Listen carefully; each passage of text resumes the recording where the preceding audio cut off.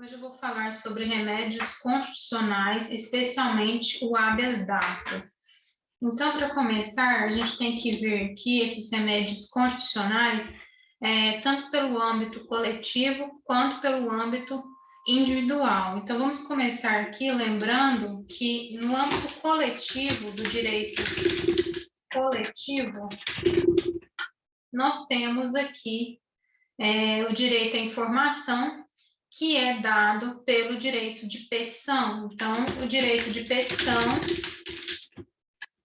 está aqui em um âmbito coletivo. E ele é utilizado, portanto, para satisfazer o interesse público.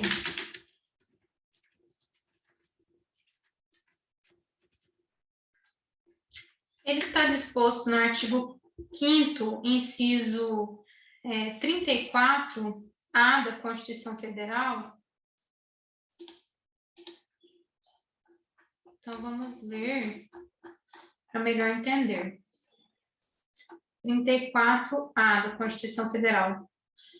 São a todos assegurados, independentemente do pagamento de taxas, não precisa de pagamento de taxas, o direito de petição aos poderes públicos em defesa de direitos ou contra ilegalidade ou abuso de poder. Então, aqui traz o direito de petição sem pagamento de taxas, não depende de pagamento de taxas. Então, vamos colocar isso no âmbito do quê? Do direito coletivo. Agora, saindo desse âmbito do direito coletivo, nós temos, no âmbito do direito individual,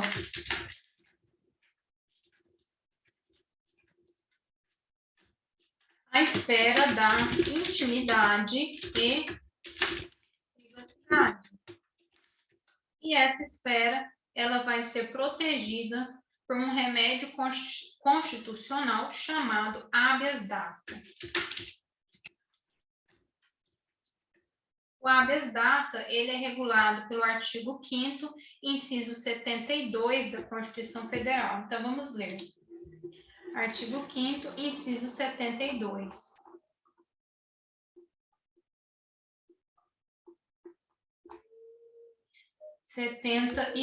Da Constituição Federal. Conceder-se-á habeas data.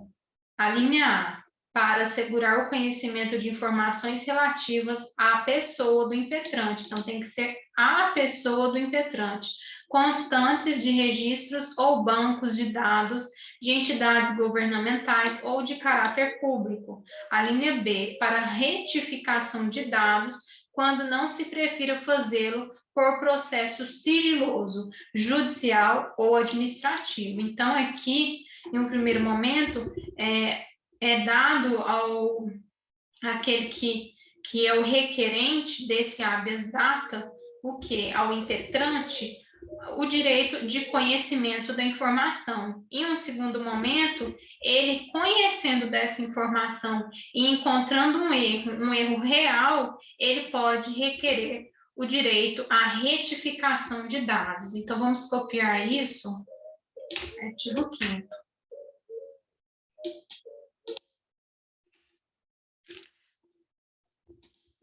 Vamos fazer mais algumas diferenciações, mas antes a gente tem que lembrar o quê?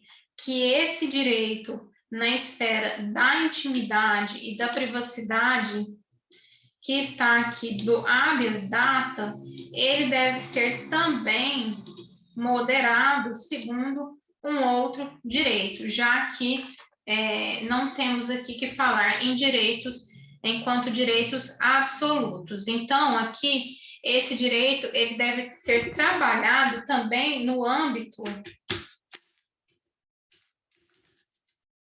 da segurança da sociedade e do Estado. Ou seja, todo o direito pode haver ali uma limitação, mesmo que seja um direito fundamental. E aí a gente vai ver isso quando aqui uma recusa em um julgamento que versa sobre direito tributário e há uma recusa de um documento fiscal que pertenceria de uso interno da Receita Federal. Então, esse documento aqui de registro de procedimento fiscal, RPF. Aqui foi julgada a inadequação da via eleita, que é o habeas datas. Nesse caso, o impetrante, ele queria a obtenção de dados desse registro de procedimento fiscal e foi julgado improcedente justamente devido à ponderação que foi feita sob o aspecto da Constituição Federal, que vai dizer o seguinte: a Constituição Federal, no artigo 5º, inciso 33, estabelece que todos têm direito a receber dos órgãos públicos informações de seu interesse particular ou de interesse coletivo ou geral, que serão prestadas no prazo da lei, sob pena de responsabilidade, ressalvadas aquelas cujo sigilo seja imprescindível à segurança da sociedade do Estado. Então, aqui fala que conceder-se habeas datas para assegurar o conhecimento de informação relativas à pessoa do impetrante. Então, esse direito é um direito que pertence somente à esfera íntima e privada do impetrante, constante em bancos de dados e de entidades governamentais ou de caráter público. E aqui foi entendido que o registro do procedimento fiscal, como sendo documento de caráter interno, que registra todas as atividades fiscais desenvolvidas pela Receita Federal junto ao contribuinte, complementando que para cada procedimento fiscal será emitido um único RPF. Então, dessa forma, em se tratando de documento interno, não se vislumbra na negativa de acesso ao seu conteúdo ofensa a interesse de direito pessoal do impetrante, mormente quando demonstrado que o acesso às informações necessárias ao exercício de eventual defesa lhe foi franqueado por meio desse documento. Esse documento aqui, sim, que é dado ao contribuinte, ao impetrante, fazer uso, que é o mandado de procedimento fiscal. Este, sim, documento externo destinado a informar o contribuinte sobre procedimentos fiscais de seu interesse. Então, aqui esse direito, que é o direito, que é um remédio constitucional, que é o habeas corpus, ele foi ponderado no âmbito da segurança da sociedade e do Estado. Então, houve uma ponderação. No segundo momento aqui, a gente pode fazer a diferenciação que o habeas corpus, ele vai dispor, ele vai conceder que o cidadão disponha sobre o próprio corpo, no seu direito de ir e vir. Já o habeas data, ele dispõe, o impetrante dispõe dos seus dados pessoais. Os dois há uma disposição, mas de um é do próprio corpo e do outro é dos dados pessoais. Podem ser dados pessoais sanitários, biológicos, sexuais, acadêmicos,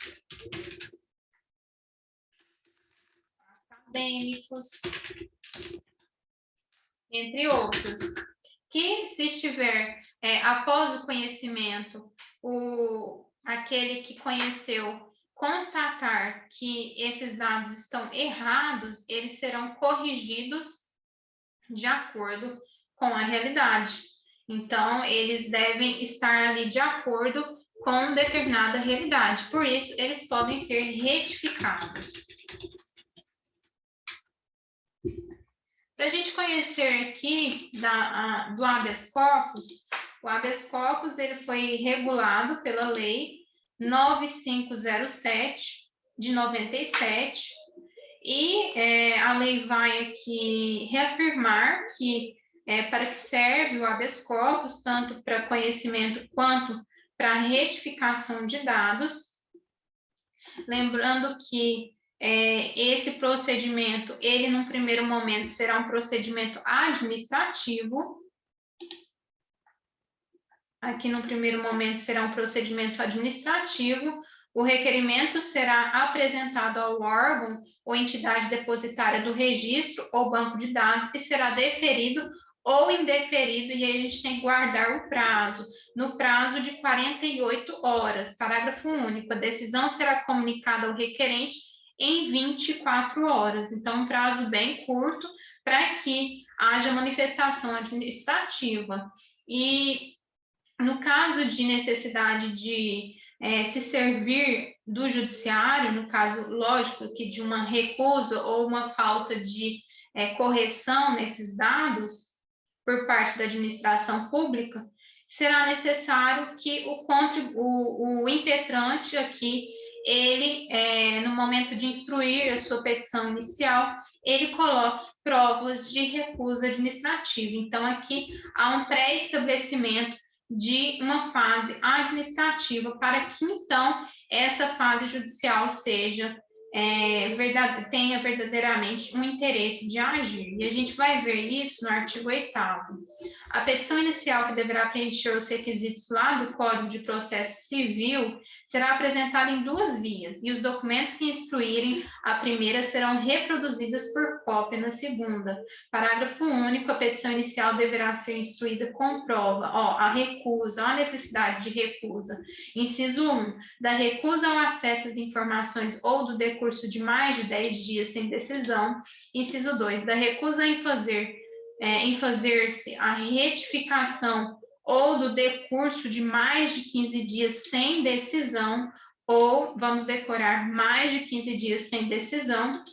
Inciso 3, da recusa em fazer-se a anotação a que se refere o parágrafo 2º do artigo 4º, ou do decurso de mais de 15 dias sem decisão. Então, além de haver uma recusa, há o que é uma procrastinação, uma demora de mais de 15 dias. Então, vamos ver aqui essa necessidade de quê?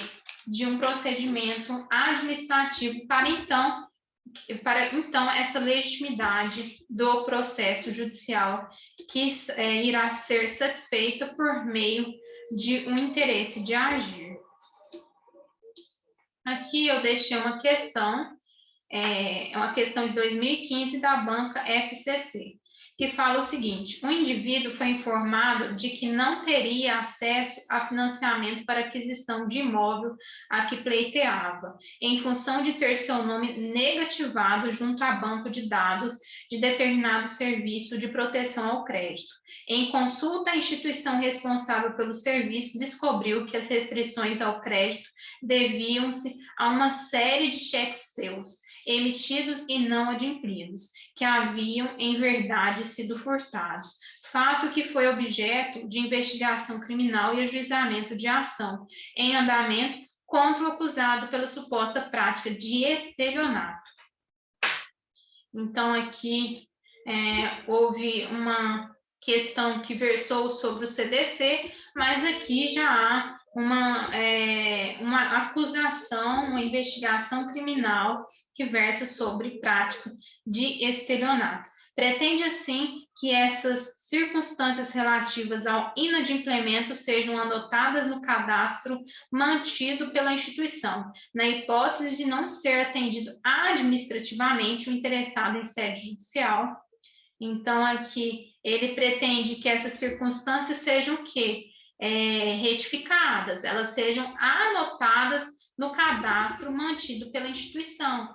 Mas aqui ele coloca uma hipótese de quê? De negativa desse processo administrativo, desse procedimento, no caso, no âmbito administrativo. Quer dizer, ele vai requerer ali uma retificação no âmbito administrativo e, no caso, houve uma hipótese de não ser atendido administrativamente. E aí, sim, há um interesse de agir, de instruir essa petição inicial com essas provas administrativas de que houve uma recusa. Alternativa A, não poderá valer-se de habeas data por ausência de interesse de agir, uma vez que a instituição não lhe recusou acesso às informações existentes a seu respeito do banco de dados? Não. Inclusive, o que ele quer aqui é o quê? É que haja uma anotação no cadastro mantido pela instituição, ou seja, uma retificação ali. Então, é que a instituição, a hipótese é de recusa, de não ser atendido administrativamente. Então, aqui está errada.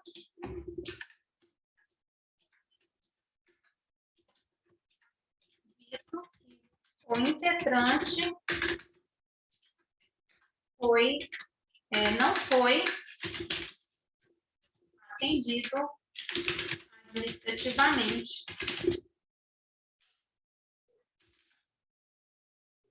Motivo esse que preenche interesse em agir para a vida. Agora vamos para a próxima alternativa. Deverá recorrer às vias ordinárias, por inexistir ação de caráter mandamental cabível diante da situação descrita. Aqui está errada, já que há sim uma ação de caráter mandamental que foi constitucionalizada pelo artigo 5º, inciso 72 da Constituição Federal. Então, aqui há uma ação de caráter mandamental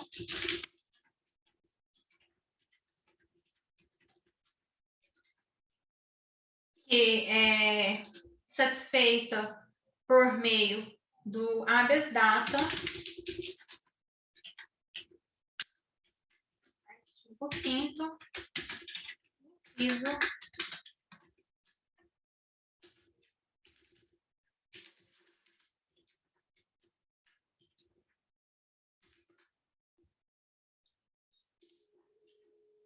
poderá valer-se de habeas data, devendo instruir a petição inicial com prova de recusa da instituição em fazer a anotação pretendida, sob pena de indeferimento por inépcia. Realmente é necessário a via administrativa para que possa o impetrante recolher essas provas, para que assim ele tenha interesse de agir de acordo com a instrução da própria petição inicial, que deverá ser feita por meio de prova de recusa administrativa. Então, aqui, correta, há provas de recusa administrativa. E está correta essa instrução, segundo o artigo 8º, parágrafo único, inciso da Lei 9507 de 97, que é a lei que vai especificar a Constituição Federal no que se refere ao habeas data. E essa lei vai especificar como vai ser instruída a petição inicial por meio do artigo 8º, parágrafo único e incisos. Vamos ver o que está escrito no artigo 8º, parágrafo único e incisos. A petição inicial deverá preencher os seguintes requisitos. A petição inicial deverá ser instruída com prova. Inciso 1, da recusa ao acesso às informações ou do decurso de mais de 10 dias sem decisão. Então, no primeiro momento, mais de 10 dias sem decisão. E houve o quê? A recusa. E, inciso 2, da recusa em fazer-se a retificação ou do decurso de mais de 15 dias sem decisão. Então, aqui houve o quê? A falta de retificação. Inciso 1, a falta de informação. Então, estamos aqui no inciso 2. O que aconteceu aqui foi a falta de retificação. Tendo em vista aqui o que a própria questão vai dizer, que a instituição se recusou a fazer a anotação pretendida pelo impetrante, pelo o administrado, o requerente, naquele momento do procedimento administrativo. Não poderá valer-se de habeas data por inexistirem dados a serem retificados, já que a informação referente ao inadimplemento dos cheques é verdadeira. Na questão não consta que essas informações são informações verdadeiras, muito pelo contrário. Na verdade, esses cheques foram o quê? Furtados.